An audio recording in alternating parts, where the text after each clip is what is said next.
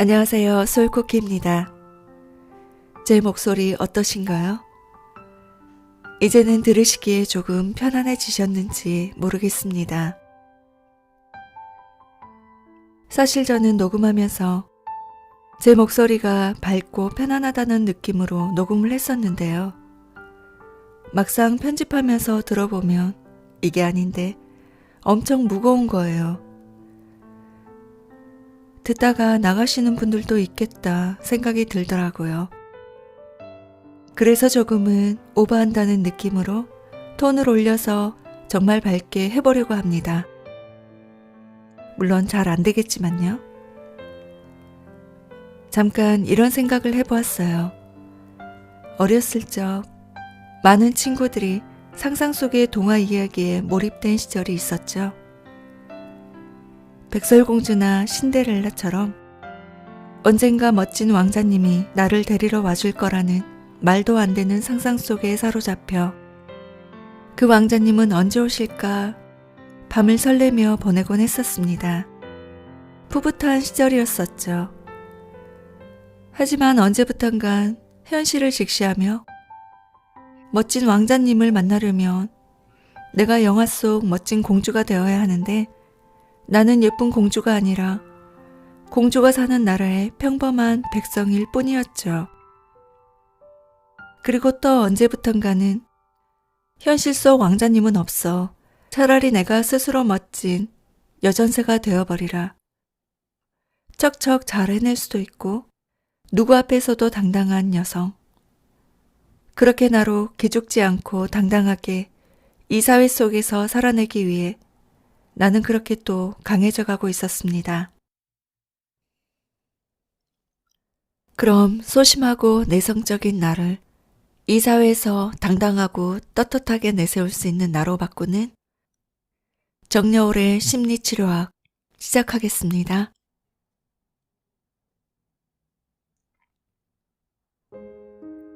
이제 좀 쉬어야 해 라는 생각이 들 때도, 다 잊고 휴가나 떠나자고 결심할 때에도, 몸이 쉴 때조차 마음만은 쉴 수 없는 이유는 무엇일까?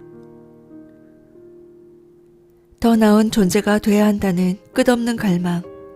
혹시 이렇게 쉬고 있을 때 정말 중요한 무언가를 놓치지 않을까 하는 조바심. 인생이 예상보다 훨씬 짧을지도 모른다는 초조함. 연말이 되면 그런 결핍과 목마름이 올해도 왜 이것밖에 이루지 못했을까 하는 안타까움으로 우리를 이끈다. 이런 감정이 마음을 핥힐 때 나는 음악의 피신처로 도피한다. 언어로 사유하고 언어로 욕망하는 인간에게 음악만큼 완벽한 피난처가 없는 것 같다. 언어는 가끔 사심없이 아름다울 때도 있지만 끊임없이 욕망과 결핍을 자극하는 폭주장치가 되기도 한다.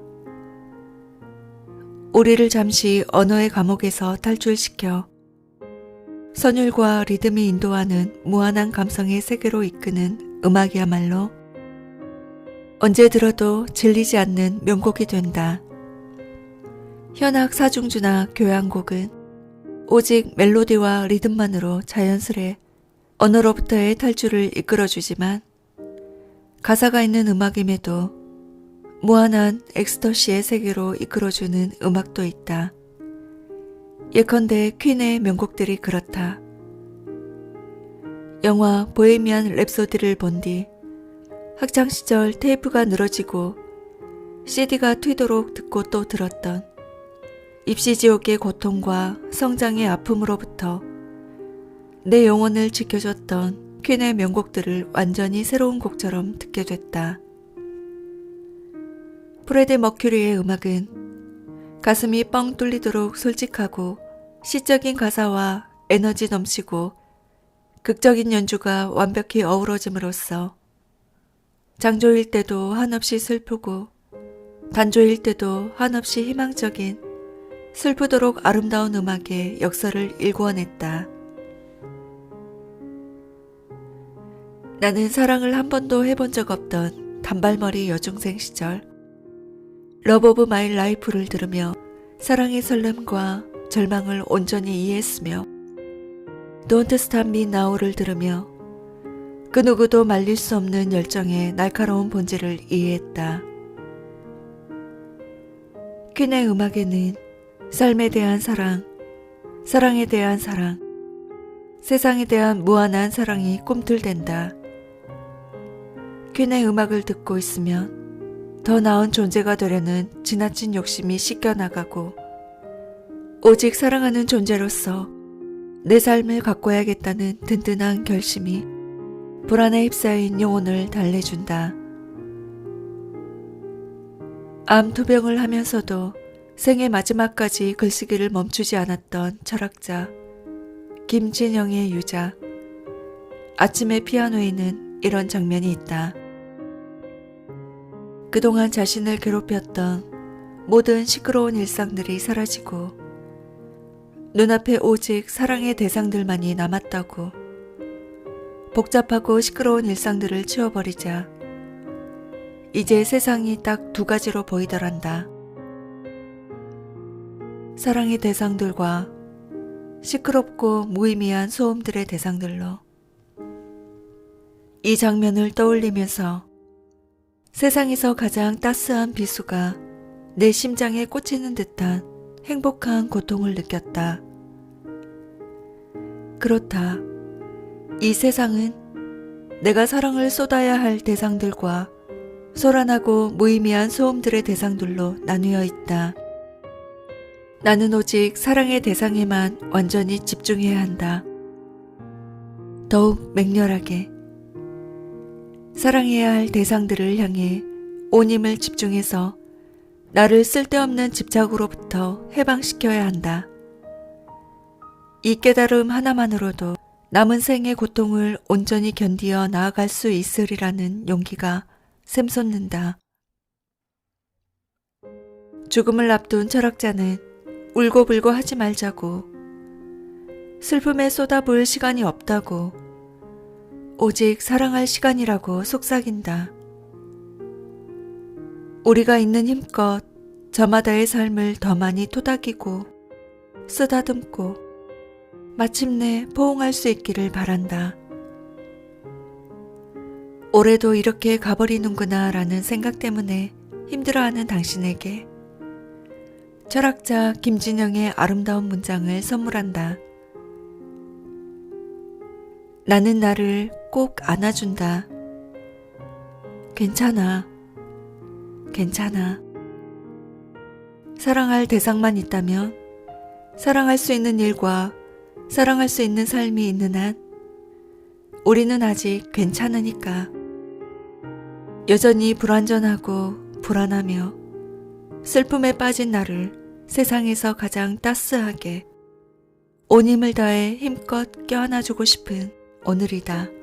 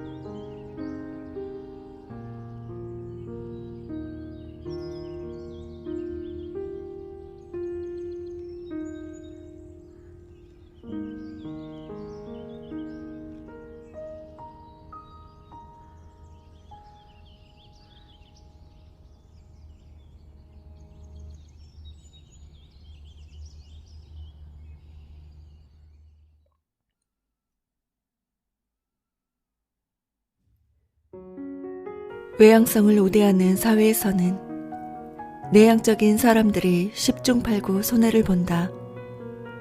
목소리 큰 사람이 이긴다는 속설은 내향적인 사람들을 절망시킨다. 내성적인 사람들은 분위기 망치지 마, 너무 예민하게 굴지 마 라는 잔소리를 들으며 자신의 성격을 원망하기 쉽다. 나는 본질적으로 내성적이지만 살아남기 위해 필연적으로 외향적인 성격을 연기할 때가 있다. 대중 앞에서 강연하는 내 모습을 본 사람들은 나를 의외로 외향적이라고 평가하기도 하지만 가족들은 내 본질적인 내향성을 잘 안다.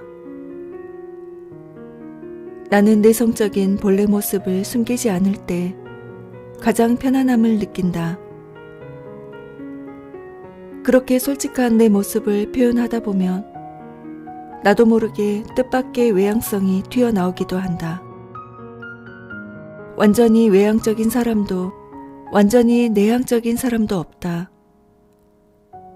내향성과 외향성은 지킬과 하이드처럼 한 인격 내부의 두 가지 상반된 모습이 아닐까? 나의 내성적인 성격의 역사에는 크게 세 가지 국면이 있었다. 첫 번째 시기는 내성적인 내 성격을 부끄러워한 시절이었다. 30대 중반까지 쭉 내성적인 성격을 저주하며 살았으니까 그 시간이 너무 길었던 셈이다. 내향성과 예민함과 우울함이 무려 3박자를 이루었으니 내 성격은 참 구제불능이라고 생각했던 시절도 있었다. 그 시절을 통과하고 나니 그런 감정은 지나치게 가혹한 자기 규정이었음을 알았다. 내향성을 극복하기 위해 나는 끊임없이 배낭여행을 하고 강의를 하고 바쁘게 사람을 만나고 다녔다. 내향성을 극복하지 않으면 살아남을 수 없을 것 같은 위기감을 느꼈기에 두 번째 시기는 내성적인 성격의 장점을 발견하며 기뻐한 시절이었다. 심리학을 공부하면서 나는 내향성의 장점을 알게 되었다. 자기 안으로 침잠하는 사람들은 그 어떤 외부의 자극 없이도 혼자만의 세계를 가꿀 줄 안다. 내향적인 사람들은 자신의 관심사에 온전히 집중하며 나만의 세계를 창조하느라 여념이 없기에 언뜻 괴짜로 보이지만 실은 창조적인 아이디어를 끊임없이 생산해낼 수 있는 잠재력을 지녔다. 내가 글쓰기를 업으로 택한 것도 내향성을 창조의 발판으로 삼기 위한 무의식의 선택이었는지도 모른다. 처음에는 말하기가 두려워 글쓰기로 도망쳤지만 결국 내가 선택한 바로 그 글쓰기 때문에 더 많은 강연과 인터뷰를 소화해야만 하는 딜레마를 긍정적으로 받아들이게 되었다. 세 번째 시기는 내향성과 외향성의 이분법적인 경계를 뛰어넘기 위해 애쓰는 지금이다. 내 안에 잠재된 90%의 내향성과 10%의 외향성을 있는 그대로 사랑하고 싶다. 내향적인 사람들의 침묵은 수많은 빛깔을 간직하고 있다. 같은 침묵이라도 아주 다채로운 의미를 가지고 있으므로 그 침묵의 의미를 잘 해석해야 할 때가 있다. 내향적인 사람들은 대세나 시류에 대한 반대나 저항의 의미로 침묵을 택하기도 하고 너무 행복하거나 충만한 느낌을 조용히 음미하기 위해 침묵하기도 한다. 침묵하는 이들은 겉으로 똑같이 내성적으로 보이겠지만 그때그때 다 다른 빛깔과 향기를 머금은 침묵을 표현하고 있는 것이다. 침묵에도 수백 가지 스펙트럼이 있는 셈이다. 이제 나는 내 안의 우울한 내향성을 편애하지도 않고 뼛속 깊이 활달하고 적극적인 타인의 외향성을 질투하지도 않으려 애쓴다. 내 안에도 두 가지 본성이 모두 꿈틀거리고 있음을 이해한다. 내향성도 외향성도 절대적인 것이 아니다. 우리 사회가 내향적인 사람들에게 좀 더 관대했으며 내성적인 사람들에게도 더 많은 기회를 주었으면 좋겠다. 내향적이라고 해서 주체성이 떨어지는 것도 아니며 외향적이라고 해서 반드시 더 밝고 긍정적인 것도 아니기에 글쓰기는 내향성의 집중력과 외향성의 표현력을 동시에 필요로 하는 일이다. 글쓰기를 통해 나는 내 안의 내향성과 외향성을 최대한 실험해보는 마음챙김 훈련을 한다. 나는 내성적이니까 이런 일은 못해 라는 갑갑한 자기 규정의 감옥을 뛰어넘고 싶다. 나는 내 안의 내향성과 외향성의 경계를 뛰어넘어 내가 원하는 것을 원한다고 당당하게 말하는 용기를 어떤 상황에서도 진정한 내 자신으로 살아갈 수 있는 담대함을 간직하고 싶다.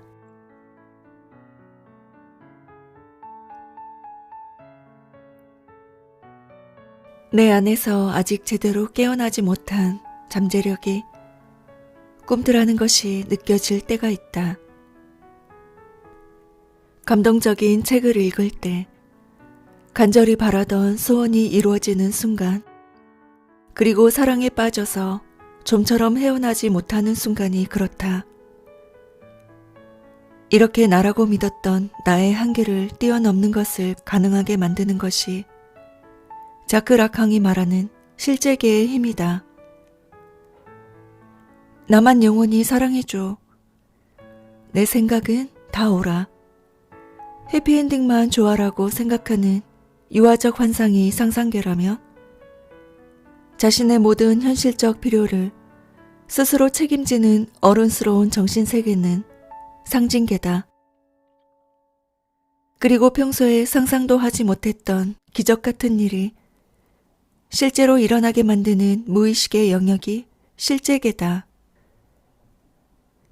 김서영의 영화로 읽는 정신분석은 이런 라캉의 정신분석과 융의 분석 심리학을 융합해 수많은 영화가 지닌 깊은 치유의 힘을 발굴해낸다. 상상계가 피터팬처럼 어른이 되기를 거부하는 우리 안의 무책임한 순수성을 나타낸다면 상징계는 언어를 통해 현실을 감당하는 능력, 나아가 인생의 역경조차 자신이 책임져야 할 일부로 받아들이는 성숙한 어른들의 세계다. 실제계는 나도 모르는 놀라운 힘이 숨어있는 무의식의 장소다. 운동선수들이 피나는 훈련 끝에 마침내 세계 신기록을 세운다든지 예술가들이 오랜 슬럼프와 고행 끝에 비로소 최고의 영감을 끌어낸 아름다운 작품을 창조해내는 것을 가능케 하는 힘이 바로 실제계에서 우러나온다. 누군가를 진정으로 사랑할 때 이전에는 결코 시도조차 하지 않았던 일이 마치 기적처럼 가능해지는 것도 실제계의 힘이다. 실제계의 빛이 강력한 만큼 그림자도 강력할 수 있다. 강력한 트라우마가 무의식 깊숙이 잠들어 있을 때 실제계는 그 사람을 끊임없이 가위 눌리게 할 수도 있고 환청이나 환영에 시달리도록 만들 수도 있다. 말하자면 실제계는 우리 무의식이 지닌 최고의 잠재력과 최악의 상상력이 공존하는 엄청난 에너지의 장이다. 이 실제계를 어떻게 자극하고 단련하고 연마하느냐에 따라 인간은 창조적 상상력을 발휘해 자기 안의 최대치를 실현할 수도 있고 환영에 사로잡혀 최악의 범죄를 저지를 수도 있다. 김서영의 이 책은 무의식의 무한한 가능성조차 돌봄의 대상, 성장과 치유의 대상이 될 수 있음을 증언한다. 의식의 수면 아래 깊이 가라앉은 무의식의 꿈과 감정, 욕망까지도 소중한 자기의 일부로 보살필 수 있을 때 우리는 자기 안의 최고의 가능성, 즉 용이 말하는 자기 안의 위대한 신화를 살아낼 수 있다. 실제계의 기적을 일상 가장 가까이서 증언하는 것이 바로 사랑의 힘이다. 내가 도저히 해낼 수 없을 것만 같던 일을 마침내 해낼 수 있도록 용기를 주는 사랑. 단 한 번 사랑하고 평생 만날 수 없을지라도 마침내 내 삶을 바꾸는 아름다운 사랑. 그가 내 곁에 없어도 그와의 약속만은 반드시 지켜내도록 만드는 사랑. 바로 이런 사랑이 실제계적인 사랑이며 운명의 장애물을 뛰어넘는 용기가 되는 사랑이다. 나아가 스타워즈의 명대사 포스가 함께하기를 이야말로 자기 안에 신화를 살아내라는 용의 메시지와 일치한다. 포스는 곧 자기 안에 무한한 가능성이며 자신을 믿어야만 비로소 발휘되는 무의식에 빛나는 재능이니까. 정신 분석이란 바로 내 안에 더 깊은 가능성을 끌어내는 힘. 모두가 안 될 거야 라고 생각할 때조차 내 안의 최고의 힘을 기어이 끌어내는 용기에 다른 이름이기에.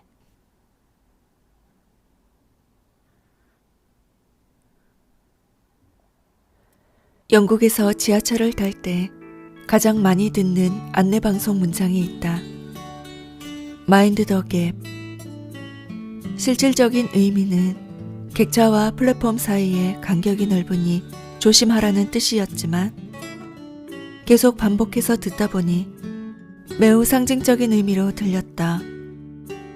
이 문장을 인생에 적용하면 굉장히 다채로운 의미로 확장할 수 있을 것 같았다. 사람과 사람 사이의 갭을 생각하라. 너와 나 사이의 차이를 생각하라. 진정한 나와 연기하는 나 사이의 차이를 생각하라. 남자와 여자의 차이를 존중하라. 이런 식으로 나는 이 문장을 여러 각도에서 응용해봤다. 어느 정도의 갭이 필요한 관계는 상상 이상으로 많았다. 개인과 집단의 차이, 나와 타인의 차이, 어른과 아이의 차이, 내가 생각하는 나와 남들이 생각하는 나와의 차이, 그렇게 되고 싶은 나와 현재의 나 사이의 거리, 그 모든 거리감이 갭이라는 단어 속에 녹아있다. 갭이라는 단어는 틈새, 균열, 간극, 차이 등으로 해석되며 A와 B 사이에 벌어진 틈이나 거리를 말하지만 그 거리감이 차갑고 냉정한 것만은 아니었다. 제대로 된 거리감을 획득하지 못해 실패하는 관계가 많다. 커플이라는 이유로 지나치게 모든 것을 공유하다 보면 문득 나만의 시간이나 공간을 갖고 싶어져 상대방의 사랑이 소유욕이나 집착으로 느껴지곤 한다. 모든 시시콜콜한 이야기와 내 모든 과거와 숨기고 싶은 아픔까지 상대방에게 다 말해야 한다면 그것은 사랑을 넘어 집착으로 치달을 수밖에 없다. 사랑하는 사람과 나 사이에 어쩔 수 없는 갭을 인정하지 못한다면 우리는 상대방을 내 눈에 비친 너로만 바라보게 된다. 즉 상대방에게는 내 눈에 비치고 해석되는 그 사람뿐 아니라 내가 나의 잣대로 해석할 수 없는 낯선 사람의 모습, 내 이해 폭으로는 감당할 수 없는 또 하나의 타인이 존재하고 있다는 사실을 놓쳐버리는 것이다.